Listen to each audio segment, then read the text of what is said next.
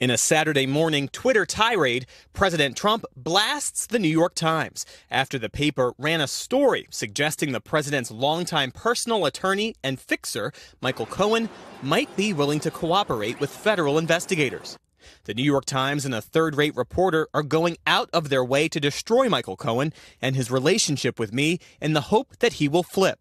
The Times says Cohen's unyielding loyalty might be lagging after years of Trump treating him poorly with gratuitous insults, dismissive statements, and at least twice threats of being fired. The president adds, "Most people will flip if the government lets them out of trouble. I don't see Michael doing that despite the horrible witch hunt and the dishonest media." So what accounts for the president's fury? If presented with an opportunity to limit prosecution against himself, Michael Cohen just might tell federal prosecutors whatever they want to hear. The FBI raided Cohen's office and residences earlier this month, looking for evidence of crimes, partly in connection to payments Cohen made to two women, each claiming affairs with Mr. Trump.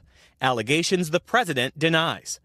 The attorney for one of the women, Stormy Daniels, says he's certain Cohen will turn on Mr. Trump. Michael Cohen knows where almost all the bodies are buried, and I think he is going to sing like a canary. Cohen, for his part, has denied any wrongdoing.